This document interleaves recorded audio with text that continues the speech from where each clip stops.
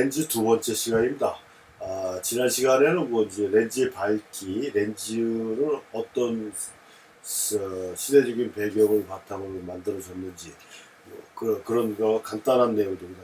포괄법이나 뭐 이런 기본적인 화각 이런 기본적인 내용에 대해서 알아봤고요. 오늘도 또 렌즈에 있어서 굉장히 중요하다고 할 수 있는 몇 가지 내용을 또 한번 알아보겠는데요. 첫 번째가 렌즈의 초점거리입니다. 굉장히 렌즈에 있어서 제일 중요한 파트라고 볼 수가 있겠죠. 우리가 일반적으로 렌즈를 이제 여기 이 강의를 들으시는 분들은 그렇게 많이 사고 뭐 했던 경험은 없으실 걸로 알고 있는데요. 뭐 얘기는 많이 들었을 겁니다. 뭐 200mm 렌즈다, 뭐 300mm 렌즈다, 뭐 16에 30이 아니고 뭐 요즘 15인가? 뭐 2470, 뭐 70, 200, 뭐 이런 식으로 숫자로 얘기하는 그 렌즈를 많이 들으셨을 거예요. 그 붙이는 그 숫자가 다 렌즈의 초점거리다라고 이렇게 보시면 돼요. 그 렌즈의 그 초점거리라는 건 한마디로 얘기해서 그 렌즈의 중앙에서 필름까지의 거리를 우리가 렌즈의 초점거리라고 얘기하는 거고, 여기 지금 그 17에서 40mm라고 이렇게 돼 있지 않습니까? 이것도 줌렌즈인데요. 줌렌즈. 그러니까 초점거리가 하나로 되어 있는 렌즈 말고 나중에 또 설명해 드리겠지만, 초점거리가 여러 단계로 되어 있는 렌즈를 우리가 줌렌즈라고 얘기를 하고, 초점거리가 하나로 되어 있는 걸 단렌즈라고 얘기를 하는데, 오리지널 필름 사진에서는 단렌즈가 거의 주종을 이뤘었어요. 게다가 이제 전자식 바디가 등장을 하고, 전자식 바디가 일반적인 대중화, 뭐 필름 카메라의 가장 기본적인 장비로 자리 잡으면서 그때부터 이제 줌렌즈가 굉장히 활성화되기 시작했습니다. 그러니까 어떤 면에서 필름 사진 시절에는 그 초점거리가 하나로 되어 있는 단렌즈가 가장 중심적인 렌즈였다라고 이렇게 보시면 돼요. 그래갖고 그런 걸로 이제 우리가 그 렌즈의 종류를 나누는 겁니다. 그래서 뭐 나중에 또 설명해 드리겠지만, 그 렌즈의 중앙, 또 정확하게 렌즈의 중앙은 아니고요. 과학적인 용어로서 렌즈의 중심을 제2주점이라고 그러는데, 렌즈의 중심에서 필름 면까지의 거리를 우리가 초점거리라고 얘기하고, 그게 50mm면 그게 그 거리가 5cm면은 50mm 렌즈라고 얘기하는 거고, 200이면은 200mm 렌즈라고 얘기를 하는 거고요. 그래서 일반적으로 50mm를 우리는 표준 렌즈라고 얘기하고요. 표준 렌즈보다 숫자가 높게 나오는 거 우리는 망원 렌즈라고 얘기하고, 50보다 숫자가 낮게 나오는 미리수의 렌즈를 우리는 광각 렌즈라고 얘기한다. 그래서 렌즈의 초점거리는 렌즈의 중심에서 필름 면까지의 거리로 우리는 말할 수가 있다. 그걸 초점거리라고 얘기를 한다. 라고 해서 우리가 렌즈를 이제 사용하고 쓰는데 제일 중요한 용어가 렌즈의 초점거리다 라고 이렇게 보시면 되겠습니다. 그래서 렌즈의 초점거리는 그걸 얘기한다 라고 말씀드렸고요. 렌즈 종류별 설명할 때 다시 한번 설명을 해드리겠습니다. 그 다음에 이 뭐 중요한 건 아닌데, 이것도 뭐 렌즈의 코팅이라고 되어 있지 않습니까? 그러니까 과거 렌즈들은 렌즈의 그 단층막 코팅이었지만, 요즘은 멀티 코팅이라고 해서 다층 코팅이잖아요. 뭐 안경도 마찬가지고, 요즘 내 사용하는 과학적인 재질의 모든 거에는 거의 대부분 다 다층막 코팅, 멀티 코팅이 돼 있어서, 멀티 코팅이 이제 기본적인 그 코팅의 개념인데, 이 코팅은 우리한테 굉장히 중요한 게 뭐냐? 코팅을 해주는 이유가 뭡니까?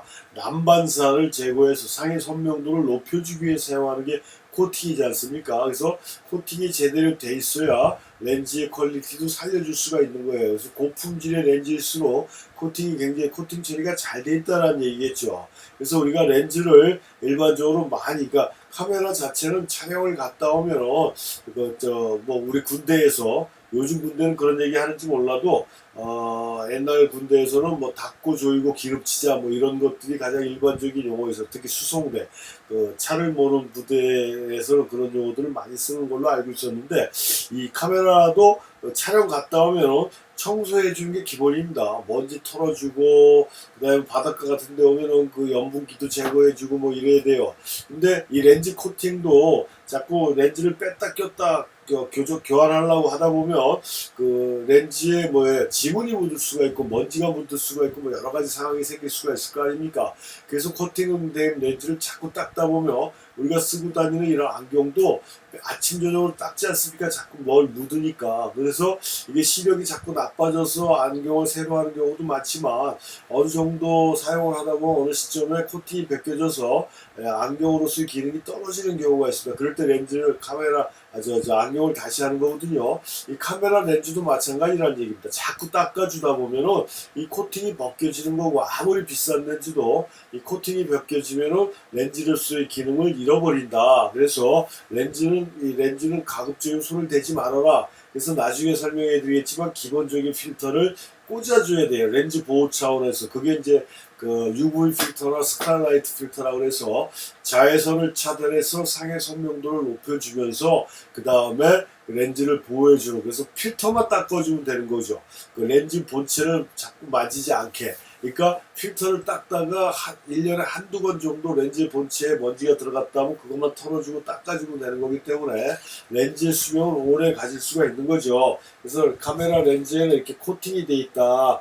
코팅된 렌즈를 자꾸 만지면 안 된다라는 점을 다시 한번 설명을 해드리고요. 그 다음에 이제 우리가 카메라에서 빛을 조절해주는 기계 장치가 두 개가 있다라고 알고도 있을 겁니다. 두 개가. 뭐 처음 들으시는 분들도 있겠지만, 나중에 이제 촬영 파트에서 한번 또 설명을 해드리겠는데, 카메라에서 우리가 사진을 찍을 때 제일 중요한 게 뭡니까? 노출이죠, 노출.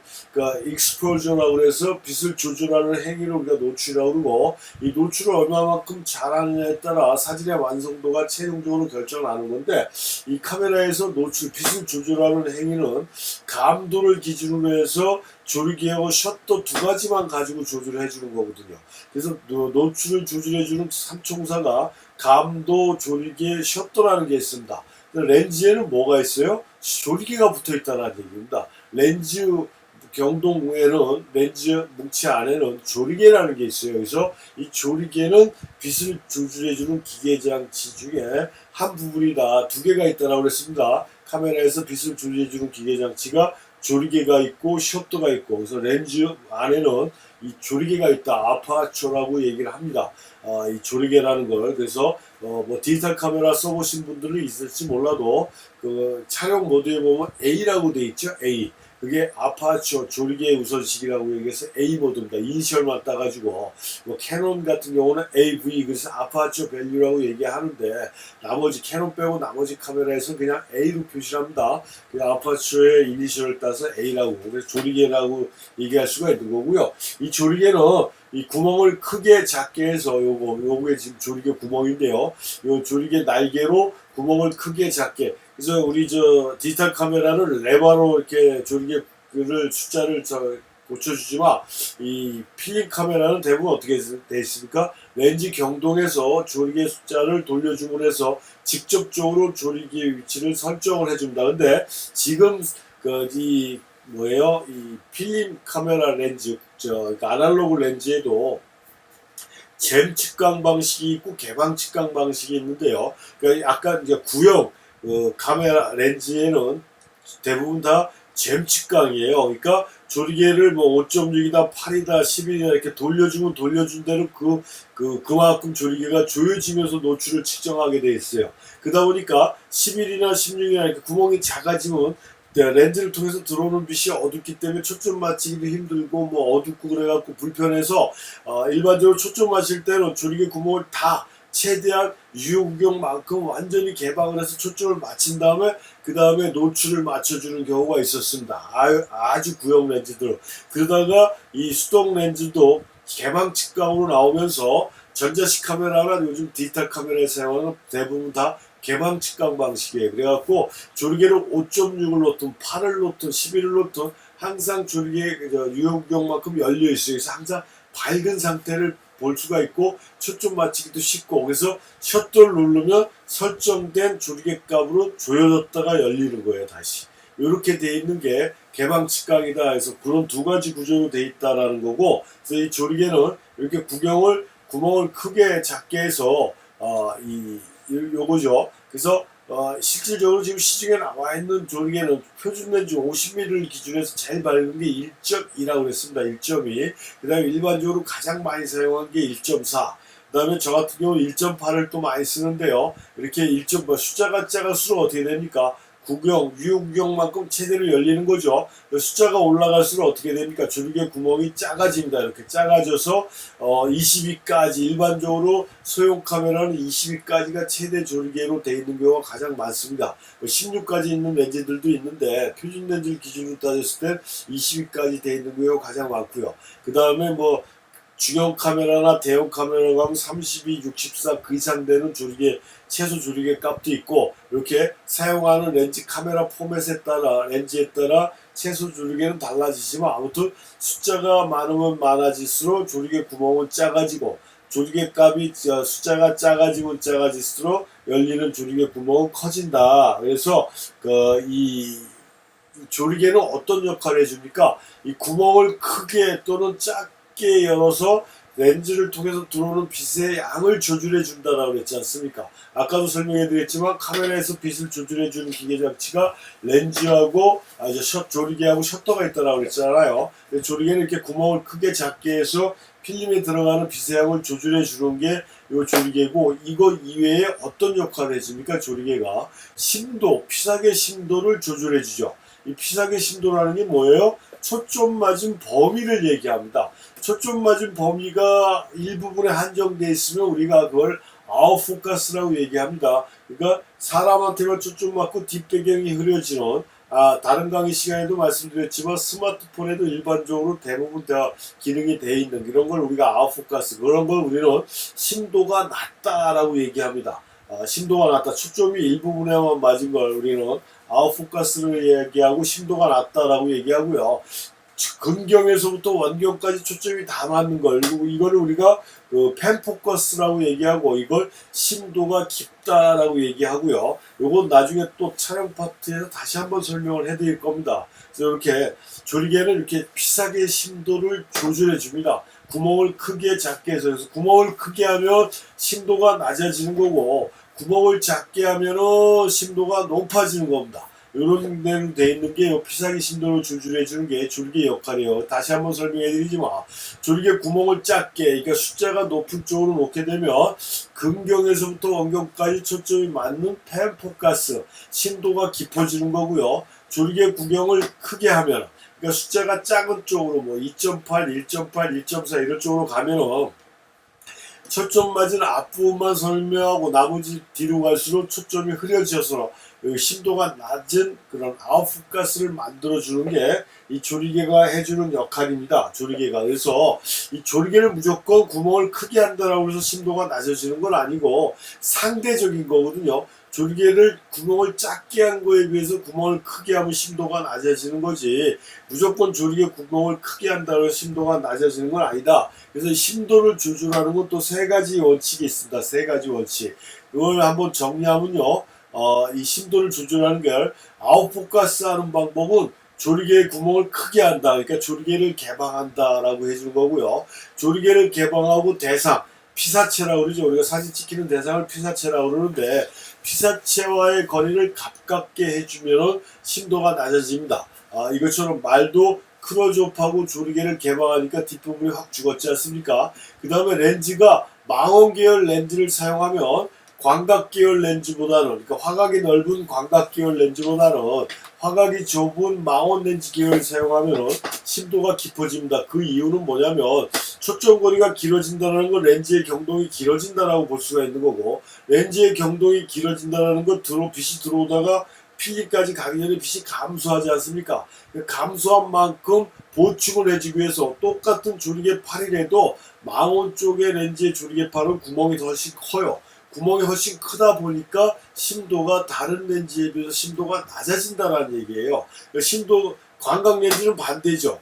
초점거리가 짧아지니까 실질적으로 육안으로는 구분이 안 되지만 렌즈의 경동이 짧아진다는 얘기고, 짧아진 만큼 똑같은 양의 빛이 들어왔을 때 줄어드는 게 없으니까 더 강하게 올 수 있다는 얘기예요. 그래서 표준이나 이런 렌즈보다 심도가 똑같은 조리개팔이라도 구멍을 더 작게 해서 빛의 감소가 없이 들어온 양만큼 보충하기 위해서 그걸 막아주기 위해서 조리개 구멍을 작게 하는 거거든요. 이렇게 같은 조리개라도 초점 거리에 따라 조리개 구멍은 실질적으로 틀려진다.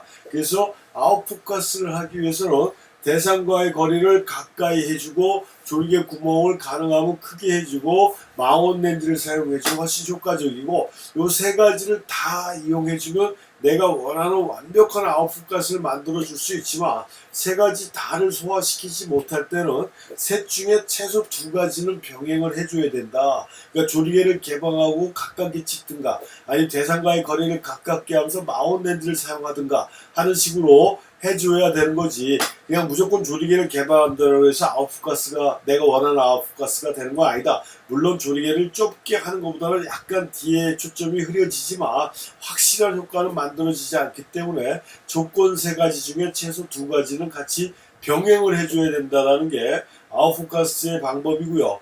펜포커스도 마찬가지입니다. 펜포커스도 근경에서 원근까지 초점이 다 맞기 위해서는 세 가지 방법, 아웃포커스하고 반대로 해주면 되죠. 조리개를 조여준다. 그러니까 구멍을 작게 해준다. 대상과의 거리를, 피사체의 거리를 가능하면은 떨어져준다. 약간 거리를 둔다. 그 다음에 아까도 말씀드렸지만 이왕이면 광각 계열의 렌즈를 사용해서 구멍이 좀 더 작은 광각 계열의 렌즈를 사용해주면 내가 원하는 펜포커스를 만들어줄 수가 있다. 이것도 마찬가지 세 가지 중에 최소 두 가지는 같이 병행을 해주면 자신이 원하는 효과적인 펜포커스를 만들어줄 수 있다라는 얘기입니다. 그래서 이건 나중에 다시 기회가 되면 또 한번 설명을 해드릴 테니까 너무 걱정을 하지 마시고요.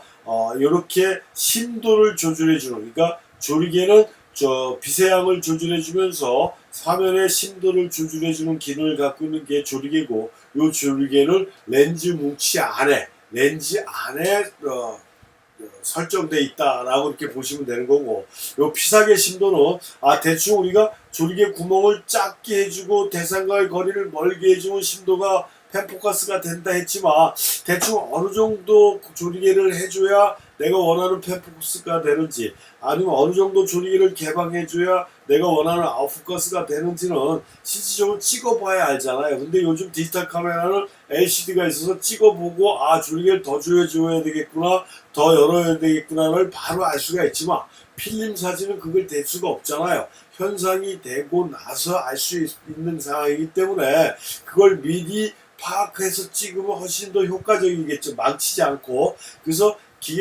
필름 카메라 요즘 디지털 카메라에도 나와 있고 DSLR에도 다 설정이 되어 있는 피사계 심도 확인 버튼이라는 게 있습니다. 피사계 심도. 그러니까 조리개를 조여가면서 이 피사계 심도 확인 버튼을 누르면 어떻게 되어 있냐면은 아까까지는 버튼을 누르기 전에는 조리개 8이든 조리개 16이든 아니면 조리개 1.4든지 간에 똑같이 초점 맞은 데만 선명하고 나머지는 흐릿하게 보였는데 피사계 심도 확인 버튼을 누르고 조리개를 1.4에서 2.8로 이렇게 조이면 조일수록 대상이 진해지면서 그러니까 어두워지면서 선명도가 높아지는 걸 알 수가 있어요. 그래서 근경부터 점점 선명해지면서 뒷부분까지 선명해지는 조리개를 우리가 11로니까 여기까지가 초점이 맞는구나를 미리 예측할 수 있는 그러니까 피사계 심도를 초점 맞은 범위를 미리 확인할 수 있는 어느 정도 예견할 수 있는 확인 버튼이 있다. 그걸 우리가 피사계 심도 확인 버튼이라고 얘기한다.